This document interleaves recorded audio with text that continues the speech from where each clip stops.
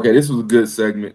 I spoke on Brandon Johnson a little bit earlier. I advise you, if you're interested in this topic, dig a little deeper into it. Watch some of the stuff that's come out on Brandon Johnson and his way of running his city for the last year and a half, and you will understand these people's frustration. They're mad at this guy, and I don't think this gives a lot of context, but to all that's been going on, because these guys have been having hearings for a while now, and Brandon Johnson is a bully. He runs the media off. He doesn't answer questions. He creates his own narratives, and he spins like a damn drunk seller looking for prostitutes regularly. Like, he doesn't care about the people's money or their finance, and people are pissed. So here are these people.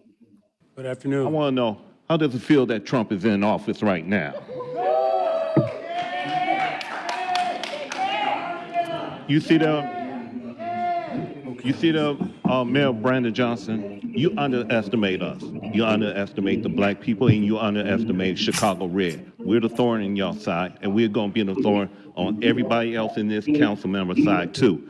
If you don't stop what you're doing, we're going to take matters in our own hand, and we're going to stop it. You know that Trump had pulled 45% of the voter in the state of Illinois, 37 in the city of Chicago. That's the statistic. That means that Illinois is turning purple. We're going to turn red. Y'all can bird dog me all y'all want, but if it's relationship over duty, then y'all don't serve the blue. And you can smirk all you want. Mr. Sims, direct your attention towards me, please. You're a criminal. Why do I got to address you? The feds need to address you. DOJ need to address you, and hopefully Donald Trump will address you. Because you're going to protect the undocumented, while you're going to allow for the citizens in Chicago to suffer under your, what, 33%? When C. Joe Lopez cooked that 3% up. Mind you, he said on his campaign when he was running for mayor that he would not raise taxes on people in any kind of way. And here they are, $300 million vote for property tax increase. This is why these people are pissed off. Meanwhile, he's spending hundreds of millions of dollars on the illegals that he's welcoming here to his city now as we speak. And he's defying what the new administration is going on as a sanctuary city. And he's like, damn these people. Chicago's going to stand up and do what it needs to do by taxing his people to death to make it happen. People better pay attention to their local politics. A long time ago, y'all called it a circuit breaker. Y'all been talked about it. Remember, before you came in here and gave that jovial speech, you need to be inspected. You and that creep over there. Acting like, you just gonna bully everybody. You got people, officers whose families don't even want you to come to the funeral. You just like a schoolyard bully. That at some point, and you might not know nothing about it because you grew up in Elgin. The old lady grew up in the hood. But those of us who grew up on the south side and west side of Chicago, we all know that at some point that bully gets cornered in the alley. And everybody come at him. And he ain't gonna have nobody to help him. That's you. That's you. Keep thinking you ain't gonna abide by what the president of the United States said. Like, how stupid you gotta be. Better than that. I see you, Anna Valencia, in your red. You know what it is. This is the second time you showed up in city council in red. You know what it is? Yeah. So you and the rest of them that know what time it is, y'all come on. You leave that loser where he is. He's a loser. He's just standing there dumbfounded, dude. No, me and Zoe, we ain't doing nothing for nobody except for ourselves. We got you, loser. 14% rating is what you appear to have, Brandon Johnson, across the United States, or how they see you. But 14% rating. Now, I'm going to talk about all those known donations of $11.5 million that came from places like the CTU, the SEIU, the American Federation of Teachers, Illinois Federation of Teachers, and then someone got the nerve to get on there and talk about cutting the pensions. What about our real estate? Because see, we paid for these properties for a purpose and not for you to go touching it with $300 million that you want to siphon out of the citizens' pockets. Get rid of the illegals, and that'll take your money right back. Start it off with that. I applaud these people in Chicago that are not fleeing Chicago and they're trying their best to fix Chicago. That's something that a lot of these illegals need to be doing. They're trying to flee their country instead of fix their country. A lot of places you vote on things and you allow things to go on, and then you want to run somewhere else to enjoy other people's situations when you're leaving what you created. Now, I don't know if all of these people voted for Brandon Johnson, but if they did, I admire them for coming up and actually now rebuking Brandon Johnson and knowing that they did wrong by voting this guy into power. I think we need to take that into consideration everywhere. And I get it. There's a lot of countries in the world where voting is not a real thing. But when you have military age men, 18 to 25, fleeing their country in droves to come to another place to try to suck the resources out of that place and send it back to the other place, you're not fixing your problems. You're just making problems for other people. And I think those people in those countries need to fix their problem. They love their country. You come over here flying the flag of your country. You love your country so much. Why don't y'all unify? All of y'all are young enough to fight. Fight for your damn country back. All right? Stop coming and trying to get us to fight your battles. What else we got? Some liberal governors are already saying they will use executive authority to stop Trump from deporting illegals from states. So we're going to get to a point where a handful of blue states will be where all of these 30, 40 million illegals congregate and create their havoc.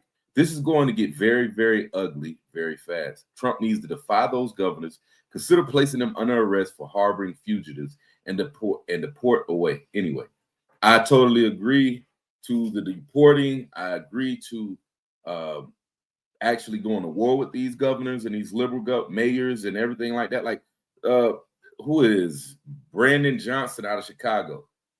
Already working at a negative deficit, constantly spending millions and millions of dollars monthly. I mean, I don't know if you guys are paying attention to it, but look up what's going on with Brandon Johnson over the last year and a half. He's talking about raising property taxes when he said he won't raise property taxes on a campaign trail, all to fund his sanctuary city policies. The guy down there in the corner, that you see a little clip of his video, Black Conservative Perspective, go check him out. Fascinating, wonderful channel, insightful. He's one of the best political commentators in the game to me. You know what I mean? He's one of the best. I'll be covering videos of him soon. But yeah, so you got all of these governors and all of these liberal mayors and cities that want to uphold and keep the nonsense going. Well, mind you, a lot of it is really their corruption. They're paying their partners, paying people that they know to do stuff off of federal funds. This is part of what Vivek and Elon is working on, trying to reduce federal spending. And here these governors want to keep doing it, taking our money to do shit that we ain't got nothing to deal with, like taking our hard-earned money to pay for people that broke in the country to do whatever the hell they want to do. You understand what I'm saying? I grew up in a world where crime didn't pay, right? I grew up in a reality where crime was not the way to get ahead, right? Even though I found out opposite wise when I started doing crime and I got in trouble, but crime was paying. That's why I was doing part of it, right? Well, here we are as a country allowing criminals who broke our border laws to come in the country and prosper off of the citizens' tax dollars. That's absolutely ridiculous. I had a video I posted on November 4th called "So the Election is Over, What Next?" And I spoke on. I was speaking from a perspective that I didn't have faith that the American people were going to see through all the mainstream info that they were getting and the mainstream narrative that was being pushed. I thought that we were going to probably have another 2020 where Trump got stumped. You know what I mean? Whether it was cheating or not, I don't really care about that. If it's if you can win by cheating in a major election, it was too close. It was too close in my book anyway, which we rectified this time. But what I can say is, if you look at what I said in that video, I was speaking about conservatives having to get and group up together, find red areas, and build themselves self-sufficiently and start advocating for their local municipalities and their local politicians and their governors to work towards secession. All right. I don't take that advice back. Matter of fact, I flip it and tell these liberal governors, these liberal mayors, they should do it now. They don't have power over the federal government. They have this much disdain for our rule of law in our country. Why don't you just go ahead and push for secession? Go ahead and do this thing on your own.